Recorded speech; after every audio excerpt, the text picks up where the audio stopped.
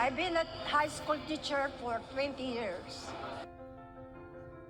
Silang tatlo ay former student ko in the high school. Siya si kapatid na Virginia Pascual o mas kilala sa tawag na Ma'am Virgie. Matagal ding naglingkod bilang guro sa bayan ng Asinggan.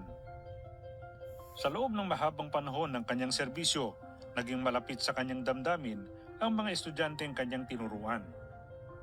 Kaya kahit sila ay may kanya-kanya ng buhay at pamilya, hindi nila nalilimutan ng kanilang guro at nananatili ang matatag nilang ugnayan. Nagkaroon po sila ng group chat at ako ay isa sa in-include nila sa group chat na yon. So every now and then, if they have happenings with the co-classmates, they always invite me. So every now and then, we have a communication with each other. Even if they have gatherings in their family, they usually invite me. That's why we have a great communication. Higit sa pagiging guro, hindi rin nalilimutan ni kapatid na Virgie na ibahagi sa kanyang mga naging estudyante ang tunay na kaalaman at aral ng Diyos na kanyang sinasampalatayanan. Whenever we have a grand evangelical mission or other activities in our church, I've been inviting them in our local in Asinggan, sometimes in Palaris, and here also in Ordoneta. Unang beses na makadalo ni na Jenny, Vicky at Annie sa Musical Evangelical Mission ng Iglesia ni Cristo. Silang magkakaklase ang inimbitahan ni Ma'am Virgie para saksihan ng pagtatanghal ng mga awiting musikal. Lalo silang nagkaroon ng kabatiran sa mga aral ng Diyos na sinasampalatayanan ng mga kaanib sa iglesia. Ang ganda-ganda po, nag-enjoy po kami. Para po malaman kung ano po ang dapat gawin para mas marami pa pong matututunan. Para maintindihan mo kung ano yung mga salita ng Diyos, gano'n. Para malaman mo din ang totoo, ang mga katotohanan. Hindi kakaunting oras ang ginubol ng mga performers para mapaghandaan ang pagtatanghal para sa Musical Evangelical Mission. Kahit abala sa hanap buhay at pag-aaral sina kapatid na Tess at Jaira, pinaglaanan nila ng panahon ng pagsasanay para sa malaking aktibidad. Maraming beses po kaming nagsanay po sa lokal po namin, gayon din po sa distrito, nagsanay po kami dyan. Makahikayat din po sa mga bisita po natin na dadalo po. Nag-share po kami ng mga promotional videos sa online platforms po, specifically sa social media. Yan. At saka syempre verbal invitation din po sa mga kapwa namin estudyante.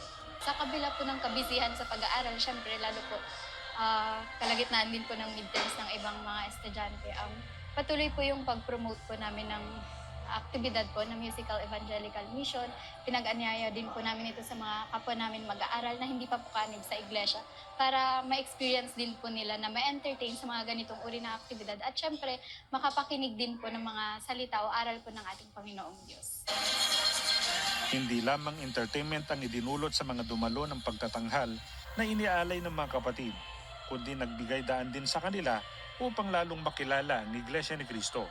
Itong inilunsad ng pamamahala na Musical Evangelical Mission, isa itong kaparaanan para ang tao ay mabigyan natin ng kaalaman, ng kabatiran tungkol sa paniniwala, pananampalataya, maging paninindigan ng Iglesia ni Cristo.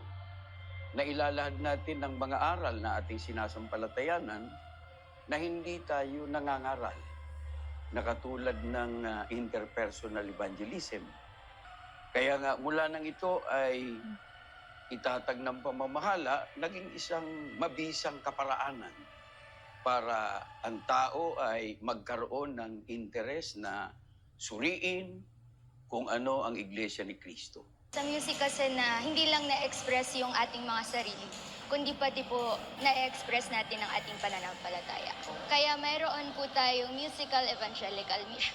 Dahil sa ganitong paraan po na ibabahagi po natin ang ating pananampalataya sa ating mga kapwa. Maganda po yung mga kanta po at nakaka-inspire din.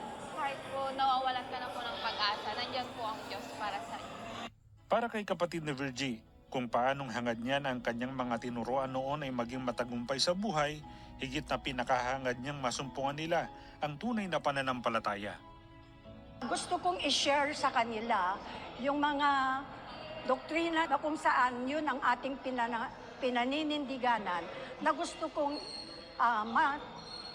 pag-aralan din nila na kung luluubin ng Ama ay matawag din sila sa loob ng iglesia. Mula po sa Ordaneta City, Pangasinan, ako po si kapatid na Ertz Malyi para sa Iglesia ni Cristo News Network.